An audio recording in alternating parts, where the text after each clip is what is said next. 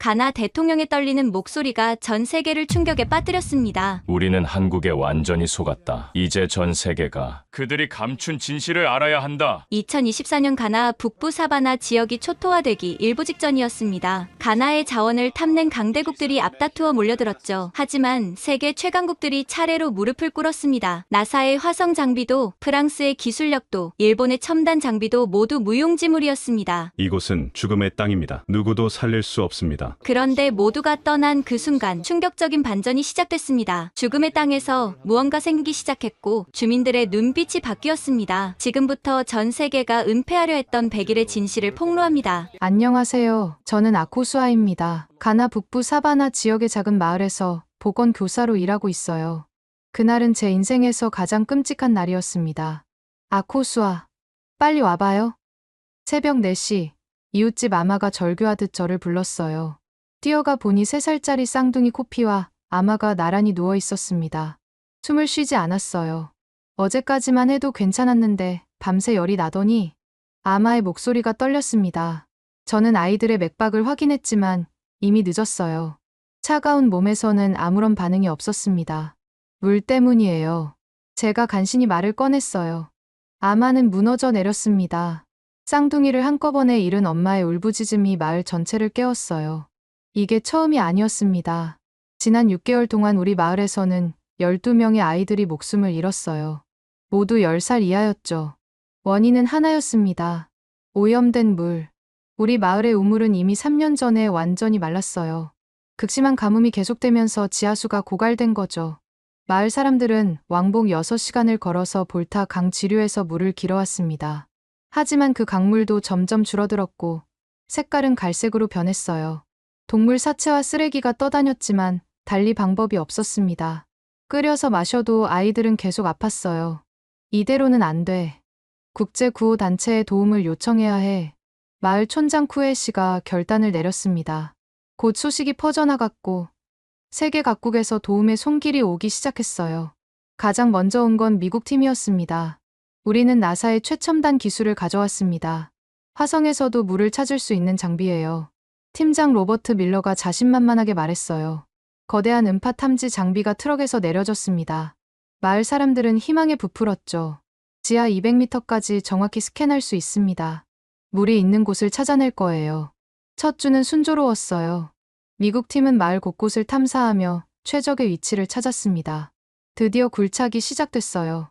20m, 40m 깊이는 계속 늘어났습니다. 곧 물이 나올 거예요. 마을 아이들이 환호했어요. 하지만 60m 지점에서 모든 게 멈췄습니다. 이건 화강암층이 너무 두꺼워요. 예상보다 훨씬 단단합니다. 로버트의 얼굴이 어두워졌어요. 그들은 더 강력한 드릴로 교체했지만 소용없었습니다. 죄송합니다. 예산이 초과됐어요.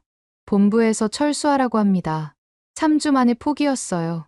거대한 장비들이 다시 트럭에 실렸고 미국 팀은 떠났습니다.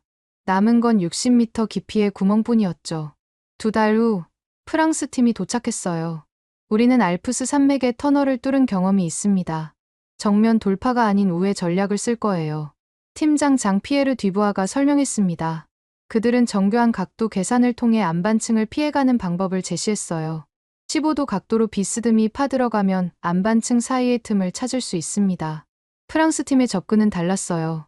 천천히, 그러나 정확하게 파들어갔습니다. 마을 사람들도 다시 희망을 품기 시작했죠. 하지만 80m 지점에서 심각한 문제가 발생했어요. 집안이 불안정해요. 붕괴 위험이 있습니다. 굴착 중이던 터널 일부가 무너지기 시작했어요. 다행히 인명피해는 없었지만 프랑스 팀은 공포에 질렸습니다. 더 이상은 위험해요. 안전 규정상 작업을 중단해야 합니다. 그들도 한 달 만에 짐을 쌌어요. 정교한 설계도와 계산식은 아무 소용이 없었습니다. 이번엔 중국이었어요.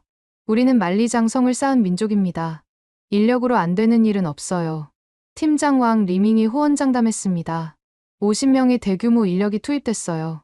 24시간 3교대로 쉬지 않고 팠습니다. 하나, 둘, 하나, 둘. 구호에 맞춰 작업하는 모습은 장관이었어요. 하루에 5m씩 파 들어가는 놀라운 속도였죠.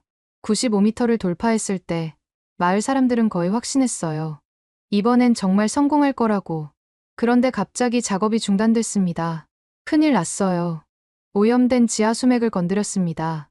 검은 물이 올라오기 시작했어요. 악취가 진동했고 수질 검사 결과는 충격적이었습니다. 이 물은 마실 수 없어요. 오히려 더 큰 재앙이 될 수 있습니다. 중국팀은 급하게 구멍을 메우기 시작했어요. 잘못하면 깨끗한 지하수까지 오염시킬 수 있었거든요. 죄송합니다. 우리도 여기서 멈춰야 해요. 2달간의 노력이 물거품이 됐습니다. 마지막 희망은 일본이었어요. 우리는 나노 기술의 선두주자입니다. 밀리미터 단위로 정밀하게 작업할 수 있어요. 팀장 사토 겐지가 최첨단 장비를 선보였습니다. 머리카락보다 가는 드릴로 안반의 미세한 틈을 찾아낸다는 거였어요. 일본 팀의 작업은 예술에 가까웠습니다. 컴퓨터 화면을 보며 정밀하게 조작했고 매일 조금씩이지만 확실하게 전진했어요. 110m 돌파. 역대 최고 기록입니다. 환호성이 터졌어요. 정말 이번엔 될 것 같았습니다. 하지만 115m에서 그들이 만난 건 상상을 초월하는 안반이었어요. 이건 다이아몬드보다 단단해요. 우리 장비로는 불가능합니다. 나노 드릴이 부러졌어요. 예비 드릴도 그 다음 드릴도 모두 소용없었습니다. 정말 죄송합니다. 기술의 한계입니다. 사토의 눈에 눈물이 고였어요. 그들은 진심으로 돕고 싶어 했지만 자연 앞에서는 무력했습니다. 4개의 강대국이 모두 실패했어요. 마을에는 절망의 그림자가 짙게 드리워졌습니다. 우리는 저주받은 땅에 사는 거야. 누군가의 한탄이 모두의 마음을 대변했어요. 쌍둥이가 죽은 후 한 달이 더 지났습니다. 또 다른 아이가 쓰러졌어요. 이번엔 5살 아샤였죠. 이제 그만 다른 곳으로 이주해야 해요. 마을 회의에서 절반이 이주를 주장했어요. 하지만 갈 곳도, 갈 돈도 없었습니다. 그때였어요. 트럭이 또 온다. 파란색 트럭 2대가 먼지를 일으키며 마을로 들어왔습니다. 또 누가 온 거야? 이제 그만 좀 했으면. 마을 사람들의 반응은 차가웠어요. 더 이상의 실망은 견딜 수 없었거든요. 트럭에서 내린 건 6명의 동양인이었습니다. 안녕하세요. 우리는 한국에서 왔습니다. 한국. 우리 중 누구도 한국이 어떤 나라인지 잘 몰랐어요. 작은 나라라고만 들었죠. 과연 이들이 강대국들도 못한 일을 할 수 있을까요? 하지만 이들의 첫 마디는 예상 밖이었습니다. 우리는 먼저 듣고 싶습니다. 여러분의 이야기를요. 한국팀의 리더는 박태준이라고 자신을 소개했어요. 45세 정도로 보이는 그는 다른 팀장들과는 달랐습니다. 화려한 장비를 자랑하지도 거창한 계획을 발표하지도 않았어요. 우물을 파기 전에 여러분과 함께 생활하고 싶습니다. 괜찮으신가요? 마을 사람들은 어리둥절했어요. 함께 생활한다고요? 왜요? 촌장 쿠에 씨가 물었습니다. 물이 없는 고통을 직접 느껴야 진짜 해결책을 찾을 수 있다고 믿습니다. 이상한 사람들이었어요.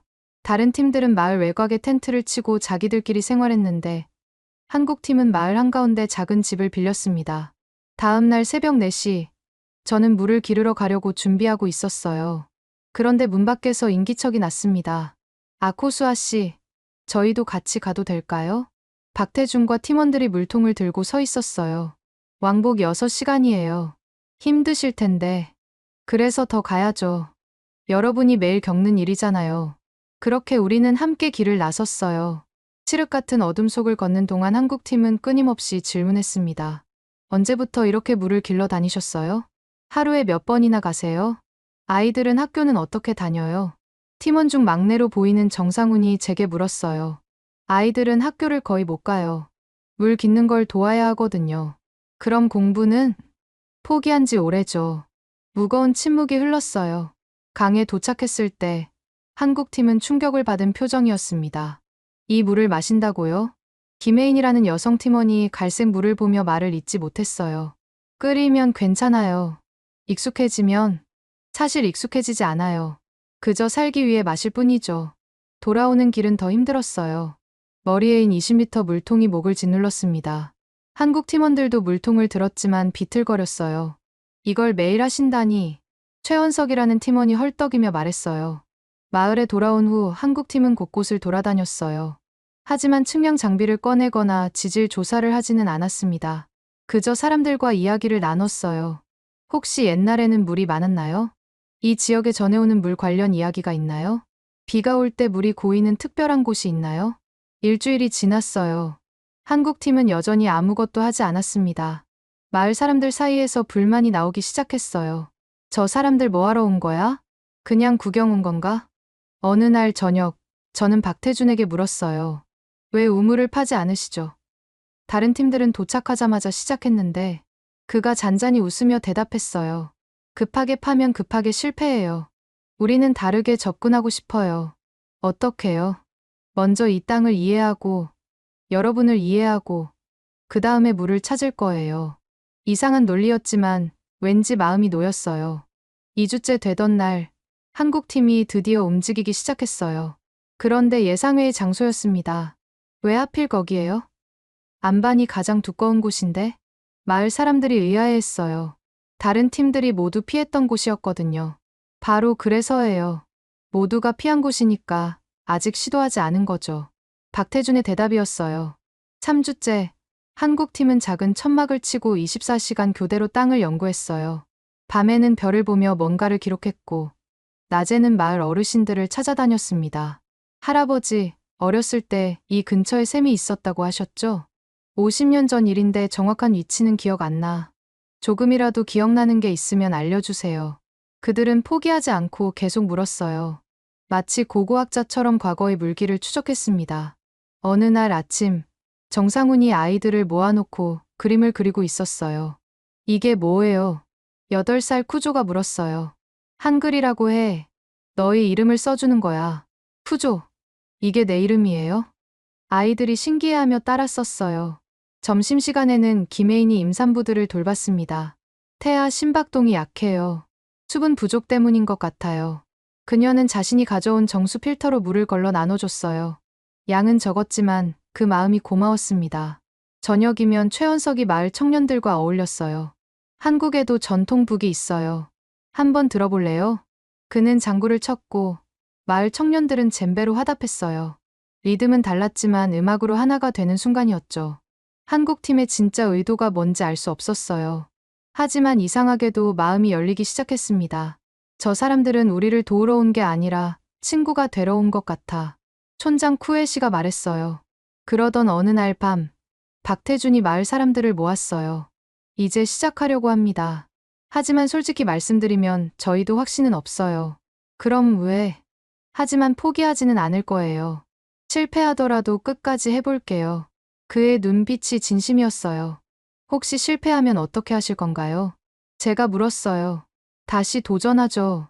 성공할 때까지요. 순간 마을이 조용해졌어요. 지금까지 그런 말을 한 팀은 없었거든요. 다음 날부터 본격적인 굴착이 시작됐어요. 하지만 뭔가 달랐습니다. 한국팀은 우리와 함께 일했어요. 마을 청년들에게 장비 사용법을 가르쳤고 함께 교대로 작업했습니다. 이건 우리만의 프로젝트가 아니에요. 우리 모두의 프로젝트예요. 박태준의 말에 마을 사람들의 자세가 달라졌어요. 구경꾼이 아닌 참여자가 된 거죠. 첫 주가 지나고 30m를 팠어요. 예상보다 빠른 속도였습니다. 잘 되고 있어요. 희망이 피어오르기 시작했어요. 하지만 우리는 알고 있었죠. 진짜 시험은 이제부터라는 걸. 60m, 80m, 100m. 다른 팀들이 포기했던 그 지점들을 하나씩 통과할 때마다 긴장감이 높아졌어요. 과연 한국팀은 다를까요? 아니면 또 다른 실패가 기다리고 있을까요? 굴착이 시작된 지 한 달이 지났어요. 한국팀은 여전히 마을에서 함께 생활했습니다. 이제는 완전히 마을의 일부가 된 것 같았어요. 푸조야, 오늘은 뭘 배웠어? 정상훈이 매일 오후 아이들을 모아 한글을 가르쳤어요. 처음엔 호기심으로 시작했지만 이제는 30명이 넘는 아이들이 모였습니다. 선생님, 한국말로 물은 뭐예요? 물. 아주 쉬워. 물, 물, 물. 아이들이 따라 외쳤어요. 그 단순한 단어에 담긴 간절함을 정상훈도 느꼈을 거예요. 우리가 판 우물에서 물이 나오면 한국말로 외쳐보자. 물이라고. 아이들의 눈이 반짝였어요. 한편 김혜인은 마을 보건소에서 자원봉사를 했어요. 그녀는 의사는 아니었지만 응급처치와 기본적인 의료 지식이 있었죠. 아코수아 씨, 이 붕대 감는 법 좀 봐주세요. 그녀는 오히려 제게 배우려고 했어요. 제가 떠나도 여러분이 계속 할 수 있어야 하잖아요. 그런 마음이 고마웠어요. 다른 팀들은 자신들의 기술을 자랑했지만 한국 팀은 그 기술을 나누려고 했습니다. 어느 날 저녁, 최원석이 마을 청년들과 함께 무언가를 만들고 있었어요. 이게 뭐예요? 물 정화 필터예요. 간단하지만 효과적이죠. 그는 현지에서 구할 수 있는 재료들로 필터를 만드는 법을 가르쳤어요. 숯, 모래, 자갈을 층층이 쌓아 만든 간단한 장치였지만 확실히 물이 깨끗해졌습니다. 설령 우물 파기에 실패해도 이것만으로도 도움이 될 거예요. 그의 말에 마을 청년들이 더 열심히 배웠어요. 박태주는 매일 밤 굴착 현장에서 숙직을 했어요. 별을 보며 뭔가를 끊임없이 기록했죠. 뭘 그렇게 써요? 제가 물었어요. 오늘의 진행 상황이요. 그리고 이 땅이 들려주는 이야기들이요. 시적인 표현이었지만 진심이 느껴졌어요. 50일째 되던 날, 마을에 특별한 이벤트가 있었어요. 한국팀이 준비한 한국의 날이었죠. 김치를 만들어 봤어요. 맵지만 한번 드셔보세요. 김혜인이 직접 담근 김치를 내놨어요. 고추는 현지에서 구했고, 배추 대신 현지 채소를 썼다고 했죠. 맵다. 하지만 신기하게도 자꾸 손이 갔어요. 졸로프 라이스랑 같이 먹으니 맛있네요. 마을 여인들도 자신들의 음식을 내놨어요. 한국 음식과 가나 음식이 한 상에 올랐습니다. 정상우는 케이팝을 틀었어요. 비록 낡은 스피커였지만 신나는 리듬에 모두가 춤을 췄죠. 이 춤은 어때요? 마을 청년들이 전통 춤을 선보였고 한국 팀도 어설프게 따라했어요. 웃음소리가 끊이지 않았습니다. 그날 밤, 저는 오랜만에 행복했어요. 물 걱정을 잠시 잊을 수 있었으니까요. 80일째, 굴착은 110m를 넘어섰어요. 이제 정말 중요한 순간이 다가오고 있었죠. 그런데 뜻밖의 일이 일어났어요. 선생님, 이거 보세요. 푸조가 뭔가를 들고 뛰어왔어요.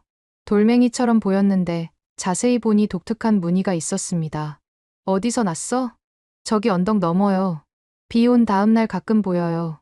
최원석이 그 돌을 유심히 봤어요. 이건 석회암이에요. 석회암이 있다는 건 물이 있었다는 증거죠. 팀원들이 흥분했어요. 푸조의 발견이 중요한 단서가 된 거예요. 푸조야, 정확히 어디서 봤는지 데려다 줄 수 있어? 다음 날 우리는 쿠조의 안내를 받아 언덕 너머로 갔어요. 거기엔 오래된 바위들이 있었는데 모두 물에 씻긴 흔적이 있었습니다. 옛날엔 여기로 물이 흘렀구나. 박태준이 바위를 만지며 말했어요. 그럼 지하에도 가능성이 있어요. 방향을 약간 수정해야겠네요. 아이의 순수한 호기심이 새로운 희망을 준 거예요. 90일째, 한국팀은 굴착 방향을 5도 틀었어요. 작은 변화였지만 결과는 달라질 수 있었죠. 이제 마을 사람들은 완전히 한국팀을 신뢰했어요. 아니, 가족처럼 여겼다는 게 맞을 거예요. 태준 씨, 이거 드세요. 마을 여인들이 매일 음식을 가져다 줬어요. 상훈아, 오늘도 한글 가르쳐줘. 아이들은 정상훈을 상훈 선생님이라고 불렀죠. 혜인 씨, 우리 딸이 열이 나요. 김혜인은 마을의 보건 선생님이 됐어요. 원석 오빠, 오늘 젬베 연습해요? 최원석은 마을 청년들의 음악 친구가 됐고요. 100일째 되던 날, 저는 깨달았어요. 한국팀은 단순히 우물을 파러 온 게 아니었다는 걸. 그들은 희망을 심으러 왔고, 우정을 나누러 왔다는 걸. 아코수아 씨, 박태준이 제게 다가왔어요. 내일이면 120m예요. 다른 팀들이 모두 실패한 지점이죠. 알아요. 혹시 우리도 실패하면 그때 생각해요. 지금은 믿어요. 제가 먼저 그렇게 말했어요. 100일 동안 함께한 사람들을 어떻게 의심할 수 있겠어요? 다음 날, 운명의 120m에 도달했습니다. 드릴 소리가 달라지기 시작했어요. 둔탁한 소리. 모두가 알고 있는 그 소리였죠. 안반층. 모든 팀을 좌절시킨 바로 그 안반층이었어요. 또 시작이군. 마을 사람들의 한숨 소리가 들렸어요. 120m. 마치 저주받은 숫자 같았죠. 미국도, 프랑스도, 중국도, 일본도 모두 이 지점에서 무너졌으니까요. 드릴이 안반에 부딪히는 소리가 계속됐어요. 마치 거대한 벽을 두드리는 것 같았습니다. 일단 멈춰. 박태준이 작업을 중단시켰어요. 팀원들이 모여 긴급 회의를 시작했죠. 예상보다 단단해. 화강암 중에서도 최고 경도야. 최원석이 측정 데이터를 보며 고개를 저었어요. 드릴 날이 벌써 마무되기 시작했어. 이 속도면 며칠 못 가. 김혜인의 표정도 어두웠죠. 각도를 더 틀어볼까? 아니야. 그럼 너무 멀리 돌아가. 시간도 없고 장비도 부족해. 정상훈의 제안도 받아들여지지 않았어요. 멀리서 지켜보던 마을 사람들의 표정이 점점 어두워졌어요. 익숙한 패턴이었으니까요. 곧 죄송합니다. 최선을 다했지만 하는 말이 나올 거라고 예상했죠.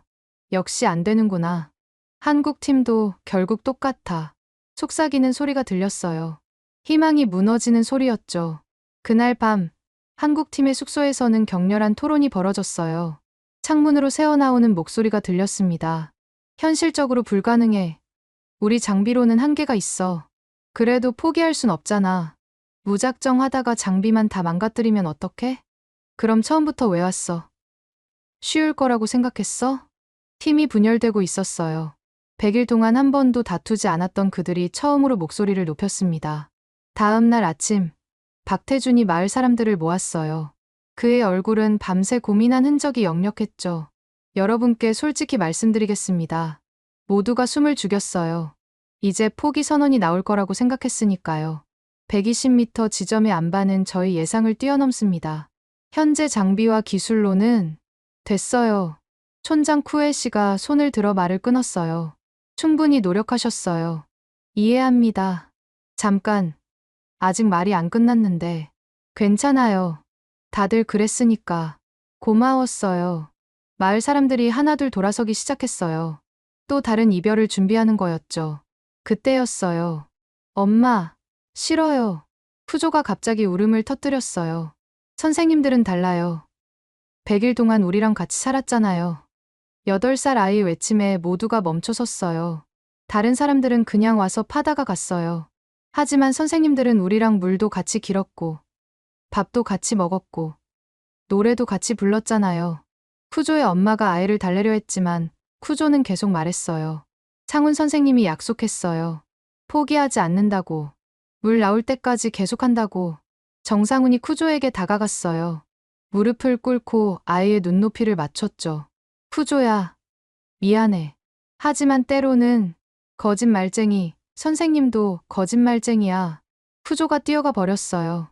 정상훈은 그 자리에 망연히 앉아 있었죠. 무거운 침묵이 흘렀어요. 그때 박태준이 다시 입을 열었습니다. 제가 하려던 말은 현재 장비로는 어렵지만 포기하지는 않겠다는 거였어요. 모두가 놀라 돌아봤어요. 무슨 말씀이죠? 다른 방법을 찾아보겠습니다. 시간이 더 걸리더라도요. 하지만 회사에서는 예산은 제 개인 자격으로 남겠습니다. 원하는 팀원들만요. 또 다른 침묵이 흘렀어요. 이번엔 다른 의미의 침묵이었죠. 팀장님, 미쳤어요? 김혜인이 물었어요. 미쳤죠. 하지만 쿠조 말이 맞아요. 우리는 달라야 해요. 회사에서 해고될 거예요. 알아요. 그래도 하시겠어요? 100일 동안 이 사람들과 함께 살면서 깨달았어요. 이건 단순한 프로젝트가 아니에요. 우리가 여기서 포기하면 이 사람들은 영원히 희망을 잃을 거예요. 최원석이 한숨을 쉬었어요. 팀장님 혼자 두고 갈 순 없죠. 저도 남겠습니다. 저도요. 정상훈도 손을 들었어요. 푸조한테 한 약속 지켜야죠. 김혜인도 결국 고개를 끄덕였어요. 다 미쳤네. 나도 끼워주세요. 하지만 2명의 엔지니어는 고개를 저었어요. 죄송해요. 저희는 가족이 있어서. 이해해요. 충분히 도와주셨어요. 다음날 2명이 떠났어요. 이제 남은 건 내 명분이었죠. 장비도 부족했어요. 예산도 바닥났고 회사 지원도 끊겼습니다. 하지만 이상한 일이 일어났어요. 우리가 돕겠어요. 마을 청년들이 나섰어요. 기술은 없지만 힘은 있어요. 저도 배웠어요. 원석 씨가 가르쳐 준 거요. 하나둘 자원자가 늘어났어요. 그날 밤, 우리는 다시 회의를 했어요. 이번엔 한국팀만이 아니라 마을 사람들도 함께였죠. 정면 돌파는 불가능해요. 우회해야 합니다. 박태준이 새로운 계획을 설명했어요. 시간이 3배는 걸릴 거예요. 그래도 하시겠어요? 합니다. 마을 청년들이 한 목소리로 대답했어요. 작업이 재개됐어요. 이번엔 방법이 완전히 달랐습니다. 안반을 피해 나선형으로 파들어가기 시작했어요. 마치 거대한 나사가 땅속으로 들어가는 것처럼요. 진도는 더뎠어요. 하루에 50cm도 못 나갈 때가 많았죠. 하지만 아무도 불평하지 않았어요. 천천히 가도 돼요. 포기만 하지 마요. 제가 박태준에게 말했어요. 낮에는 마을 남자들이, 밤에는 한국팀이 작업했어요. 24시간 쉬지 않고 조금씩, 아주 조금씩 전진했습니다. 125m를 넘어섰을 때 작은 환호성이 터졌어요. 해냈어. 일본 팀보다 깊이 들어갔어. 하지만 기뻐하기엔 일렀죠. 안반은 계속됐고 드릴은 비명을 질렀습니다. 130m에서 드릴이 큰 손상을 입었어요. 드릴날이 갈라지기 시작했어요. 조심해야 해요. 최원석의 목소리가 떨렸어요. 천천히, 아주 천천히 써야 해. 더 신중해졌어요. 속도는 더 느려졌지만 포기하지 않았죠. 어느 날 밤, 별이 유난히 밝았어요. 박태준이 하늘을 보며 중얼거렸습니다. 별들도 우릴 보고 있겠죠? 무슨 생각하세요? 우리가 지금 하는 일이 얼마나 무모한지 하지만 가장 아름다운 일인지도요. 135m. 안반 속에서 작은 틈을 발견했어요. 여기다. 여기로 파고 들어가면 희망의 빛이 보이기 시작했어요. 하지만 운명은 그리 호락호락하지 않았죠. 138m에서 마지막 드릴마저 완전히 부서질 위기에 처했어요. 안 돼. 모두가 얼어붙었어요. 이제 정말 끝인 걸까요? 드릴이 위기에 처한 날, 절망의 그림자가 마을을 뒤덮었어요. 이제 정말 끝이야. 누군가의 한탄이 모두의 마음을 대변했죠. 한국팀은 며칠 동안 아무 말도 하지 않았어요. 그저 망가져가는 드릴을 바라보며 고민에 빠져 있었습니다. 사흘째 되던 날 아침, 쿠조가 다시 나타났어요. 품에 뭔가를 가득 안고 있었죠. 선생님들, 이거 보세요. 아이들이 그린 그림이었어요. 한국팀과 함께한 100일의 추억이 담겨 있었습니다. 물 깃는 모습, 한글 수업, 축구하는 장면, 함께 먹던 밥상. 우리가 그렸어요. 선생님들 힘내라고. 30명의 아이들이 각자 그린 그림이었어요. 그 중에서도 쿠조의 그림이 눈에 띄었습니다. 커다란 바오밥 나무 아래 우물이 있고 맑은 물이 솟아오르는 그림이었죠. 그 옆에는 한글로 삐뚤빼뚤 물이라고 적혀 있었어요. 이 나무는 뭐야? 박태준이 물었어요. 우리 마을 바오밥 나무예요. 800살이래요. 할아버지 때부터 있었대요. 800년. 박태준의 눈빛이 달라졌어요. 쿠조야, 그 나무 어디 있어? 마을 북쪽 언덕에 거대한 바오밥 나무가 있었어요. 줄기 둘레만 20m가 넘는 거목이었죠. 와, 정말 대단하다. 한국팀이 나무 앞에서 할 말을 잃었어요. 전설이 있어요.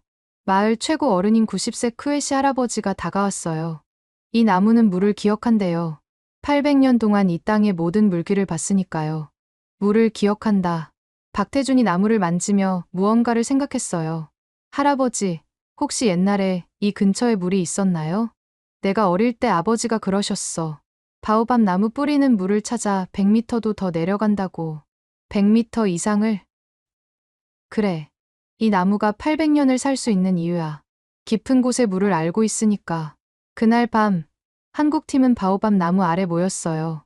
미친 생각일 수도 있는데, 박태준이 입을 열었어요. 바오밥 나무 근처에서 우회로를 찾으면 어떨까? 지금 위치에서 방향을 바꾸자고? 아니, 138m까지 판 경험이 있잖아.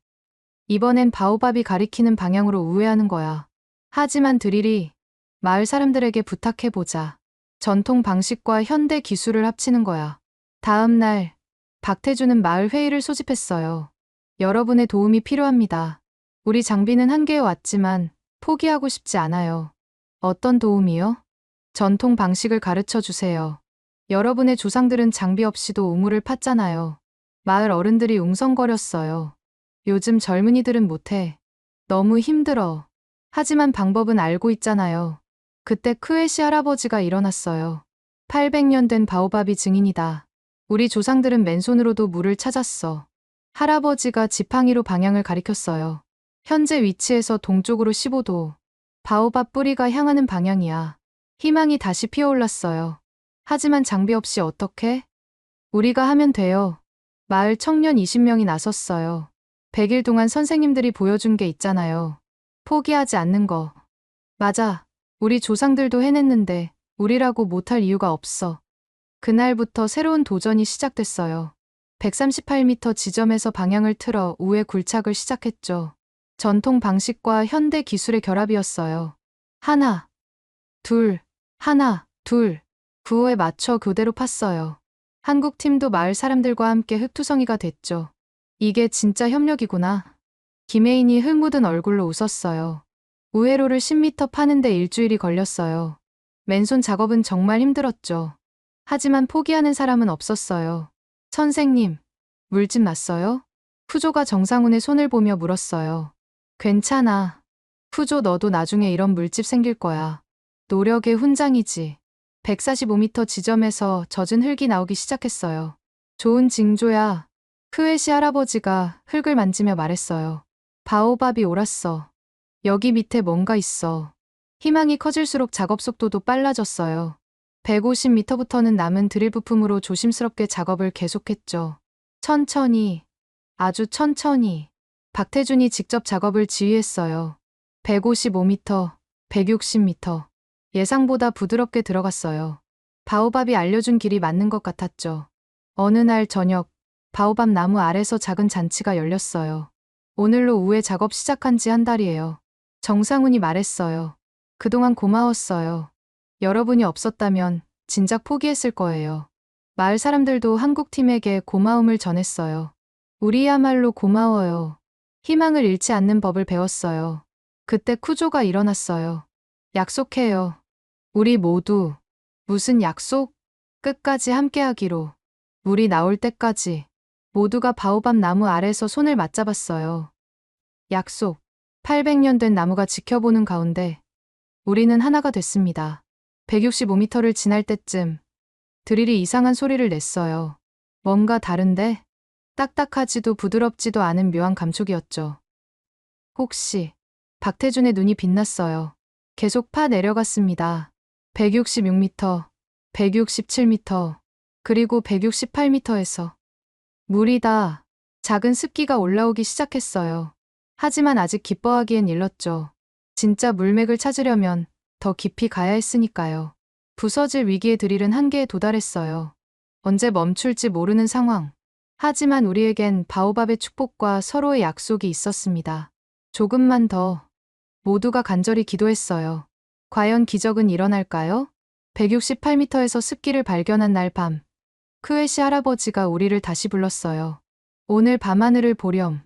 별이 유난히 밝은 밤이었죠. 할아버지가 하늘을 가리켰어요. 저 별자리 보이니? 우리 조상들은 저걸 물동이 별이라고 불렀어. 물동이 별이요? 우기가 오기 전 저 별이 동쪽에 뜨면 물을 준비했지. 별은 거짓말하지 않거든. 박태준이 별을 유심히 봤어요. 할아버지, 혹시 다른 물 관련 지혜도 있나요? 많지. 너희가 듣고 싶다면. 그날부터 매일 밤 별 아래서 모임이 열렸어요. 크웨시 할아버지와 마을 어른들이 들려주는 조상들의 지혜였죠. 물은 항상 가장 낮은 곳으로 흐른다. 하지만 땅속에서는 압력 때문에 위로도 간다. 바위 사이 틈을 찾아 수백 년을 흘러도 결국 길을 만든다. 박태준은 모든 걸 기록했어요. 현대 지질학과 놀랍도록 일치하는 부분이 많았죠. 할아버지, 바오밥 나무 근처를 선택한 이유가 뭐예요? 김혜인이 물었어요. 나무는 거짓말하지 않아. 800년을 산 나무라면 더더욱. 물이 없는 곳에서 그렇게 클 수 없지. 그럼 나무 뿌리를 따라가면. 그래. 하지만 바오밥은 똑똑해. 물을 독차지하지 않고 나눠. 다음 날, 우리는 새로운 시도를 했어요. 남은 드릴 부품으로 방향을 살짝 틀어 나선형으로 파기 시작한 거죠. 마치 바오밥 뿌리가 자라는 것처럼. 이게 무슨 방법이야? 마을 청년들이 의아해했어요. 나선형 굴착법이에요. 압력을 분산시켜서 드릴 손상을 줄이고 물맥을 만날 확률도 높이는 거죠. 최원석이 설명했지만 사실 이건 교과서에 없는 방법이었어요. 전통 지혜와 현대 기술을 합친 새로운 시도였죠. 170m를 지나면서 확실한 변화가 나타났어요. 온도가 달라졌어. 정상훈이 흥분했어요. 습도도 높아지고 있어요. 희망이 부풀어 올랐지만 문제가 있었어요. 마지막 남은 드릴 부품도 한계에 도달했죠. 삐걱거리는 소리가 점점 커졌어요. 최대한 조심해야 해. 하지만 조심한다고 되는 게 아니었어요. 175m에서 큰 돌을 만났고 드릴은 더 이상 버티지 못했습니다. 쨍. 날카로운 소리와 함께 드릴날이 완전히 부러졌어요. 안 돼. 모두가 절망했어요. 이제 정말 끝인 것 같았죠.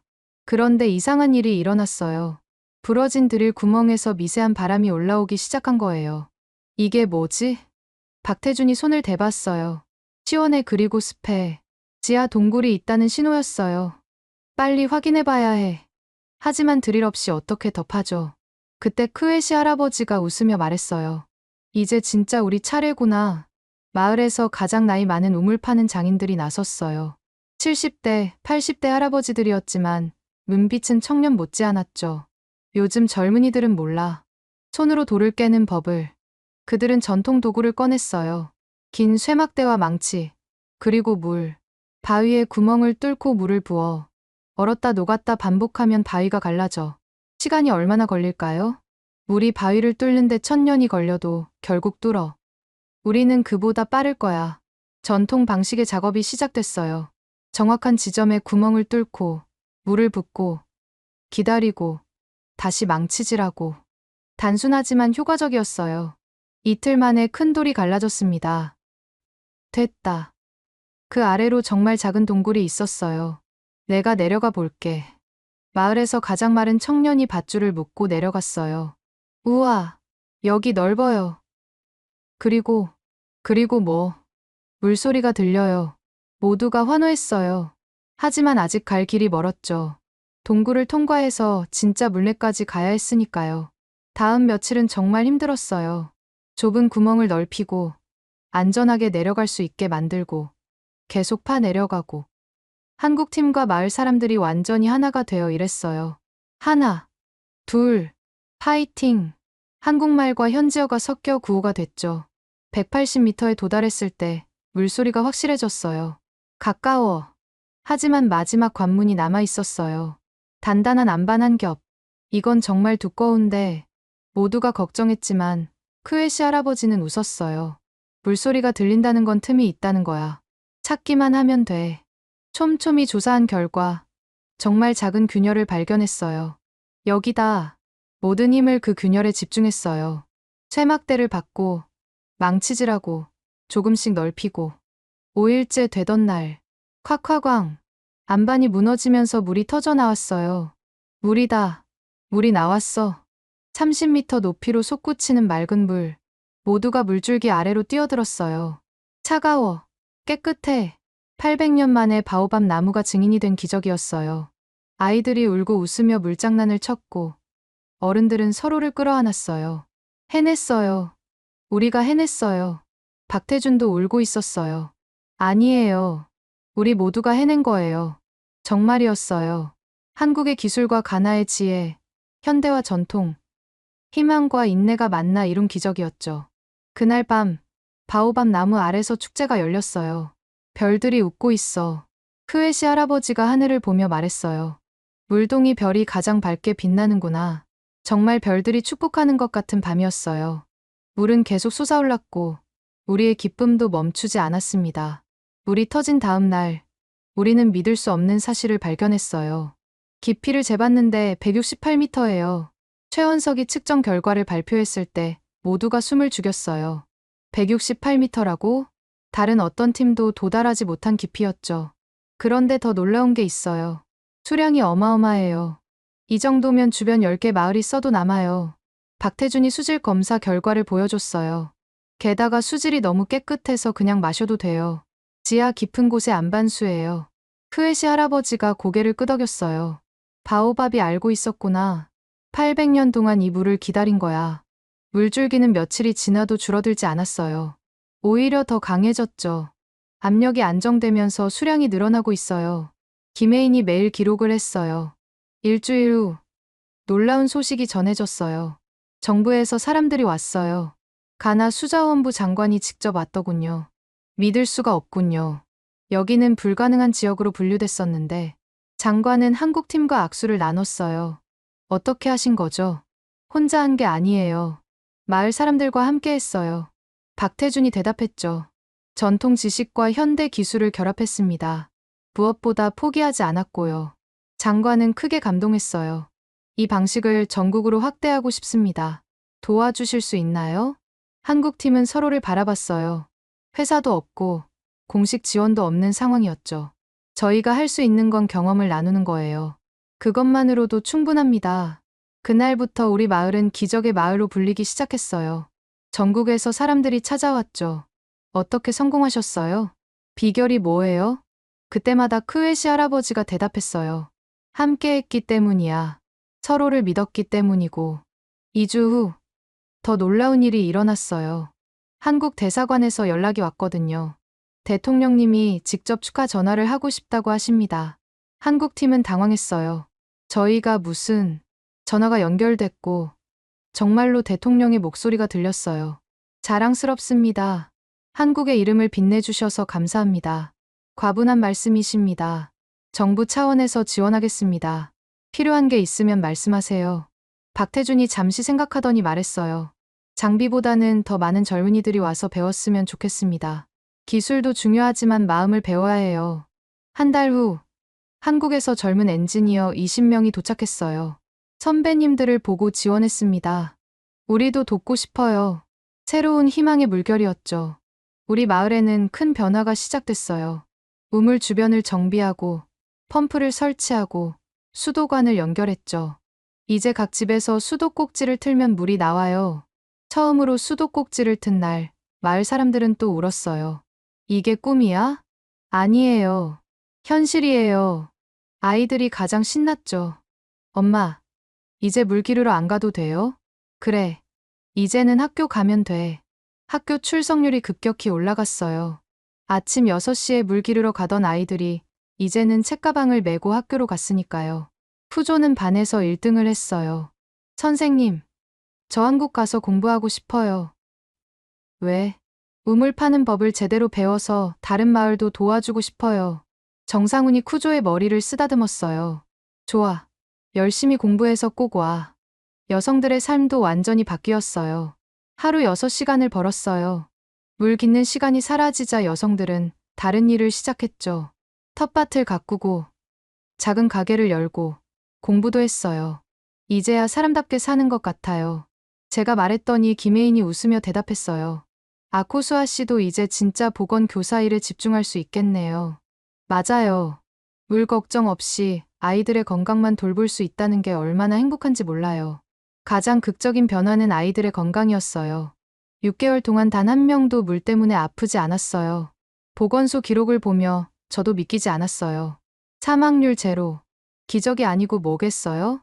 어느 날 유엔 관계자들이 찾아왔어요. 이곳을 모범 사례로 선정했습니다. 전 세계에 소개하고 싶어요.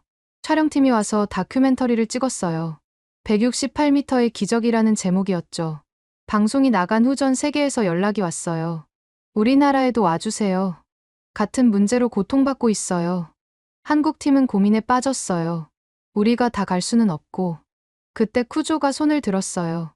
우리가 배워서 가르치면 되잖아요. 맞아요. 진짜 해결책은 기술 전수가 아니라 사람 키우기였죠.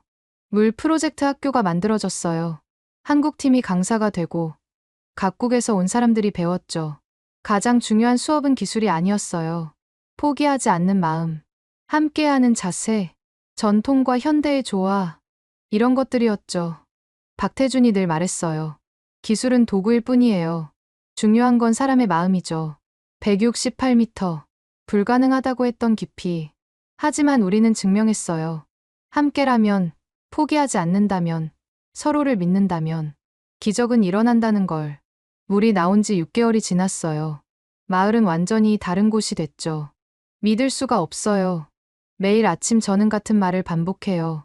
수도꼭지를 틀면 맑은 물이 콸콸 쏟아지거든요. 엄마, 오늘도 학교 1등 할 거예요. 푸조가 책가방을 메고 뛰어나갔어요. 예전엔 새벽부터 물통을 들고 나가던 아이가 이제는 공부에만 집중하고 있죠. 학교에 가보니 더 놀라운 광경이 펼쳐졌어요. 출석률 95%. 아코수아 선생님, 이제 교실이 모자라요. 교장 선생님의 행복한 고민이었죠. 물 때문에 학교를 포기했던 아이들이 모두 돌아왔거든요. 점심시간, 학교 텃밭에서는 아이들이 채소를 가꾸고 있었어요.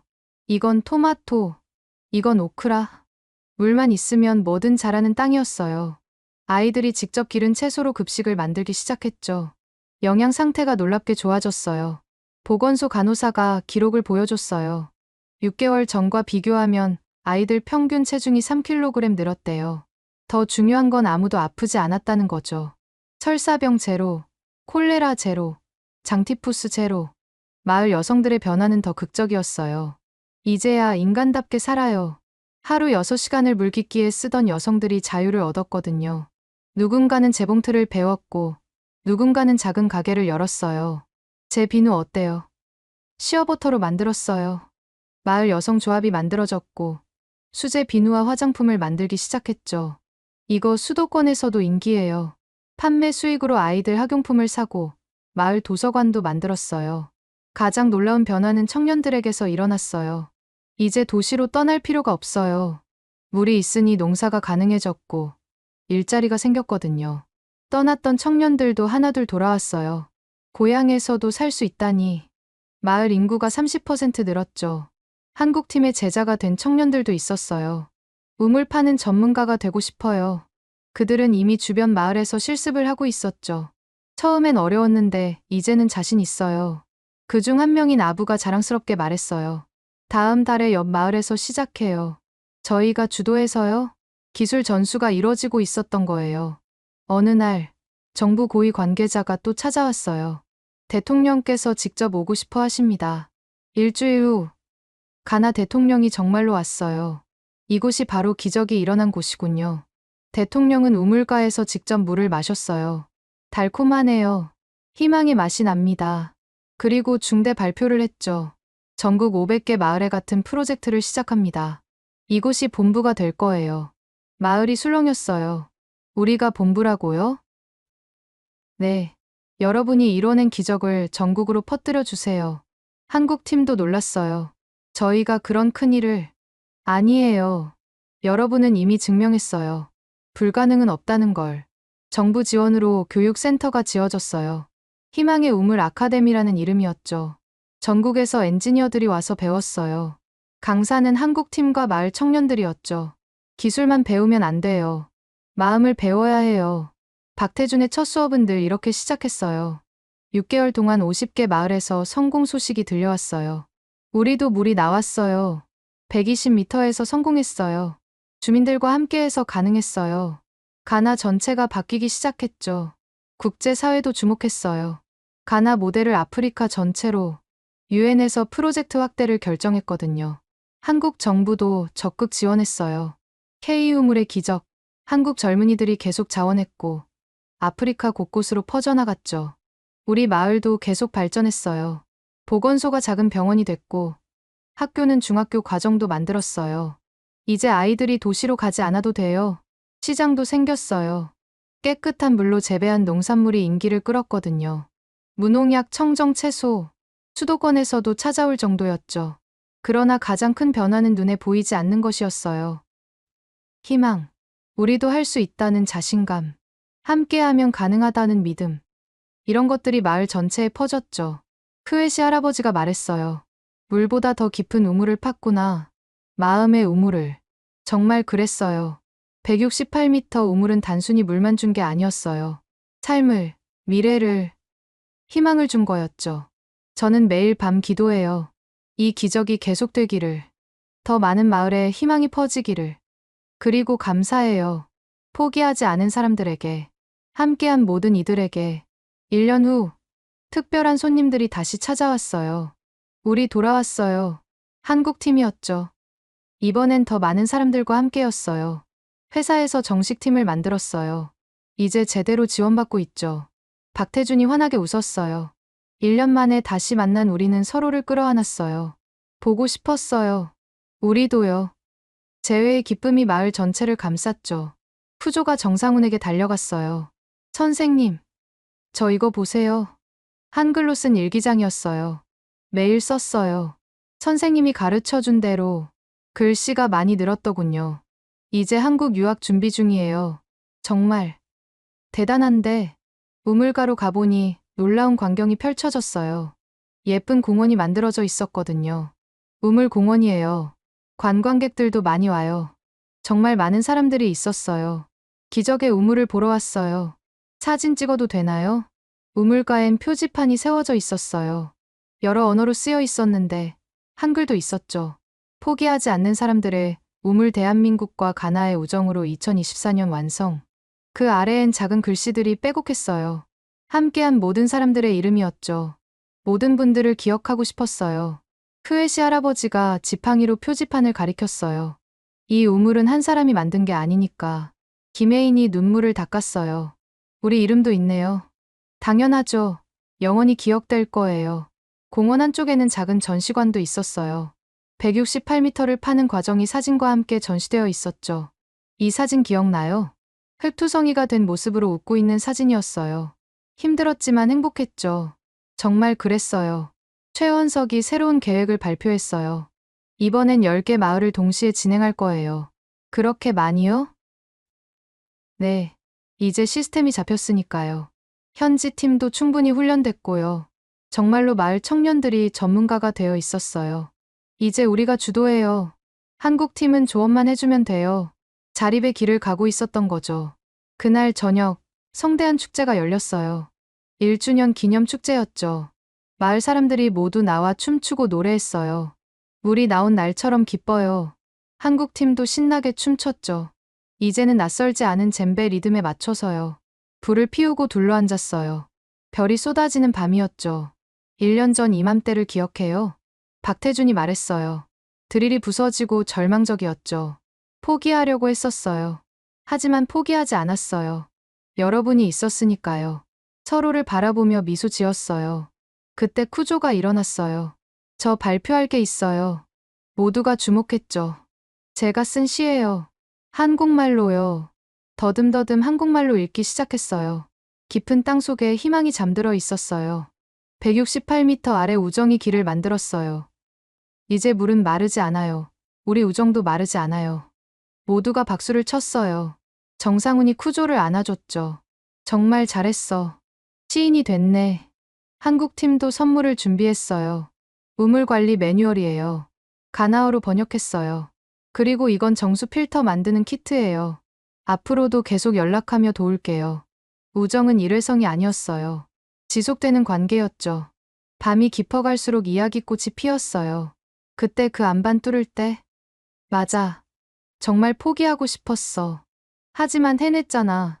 우리가 해냈어. 바오밤 나무가 조용히 우리를 내려다봤어요. 800년을 지켜본 나무가 이제는 새로운 역사를 지켜보고 있었죠. 앞으로 또 어떤 일들이 일어날까요? 누군가 물었어요. 푸조가 우물 전문가가 되겠지. 이 기술이 계속 퍼져나갈 거야. 물 부족으로 고통받는 마을이 점점 줄어들 거야. 꿈 같은 이야기들. 하지만 우리는 알아요. 꿈은 이루어진다는 걸. 포기하지 않으면, 함께하면. 마지막 날, 작별 인사를 나눴어요. 이제 정말 가야 해요? 네. 하지만 끝이 아니에요. 또 만날 거예요. 약속해요? 약속해요. 이 우물처럼 영원한 약속. 트럭이 출발했어요. 하지만 이번엔 슬프지 않았죠. 우리는 알았으니까요. 우정의 샘은 마르지 않는다는 걸. 거리가 멀어져도, 시간이 지나도 함께 판 우물처럼 영원히 흐를 거라는 걸. 지금까지 가나의 작은 마을에서 일어난 기적의 이야기 어떠셨나요? 168m. 불가능하다고 했던 깊이에서 솟아오른 것은 단순한 물이 아니었습니다. 희망이었고, 우정이었고, 인간의 무한한 가능성이었죠. 기적은 특별한 사람만이 만드는 게 아닙니다. 포기하지 않는 평범한 사람들이 함께 만드는 것입니다. 이 이야기가 감동을 넘어 우리 모두에게 용기가 되길 바랍니다. 여러분의 삶에도, 주변에도 168m의 우물이 필요한 곳이 있을 거예요. 만약 이 이야기가 마음에 와닿으셨다면 주변에 공유해 주세요. 포기하지 않는 마음이 만드는 기적을 더 많은 사람들이 알 수 있도록요. 좋아요와 구독, 알림 설정도 부탁드립니다. 여러분의 응원이 더 많은 희망의 이야기를 찾는 힘이 됩니다. 오늘도 함께해 주셔서 감사합니다. 지금까지 원더풀 해외 사연이었습니다. 감사합니다.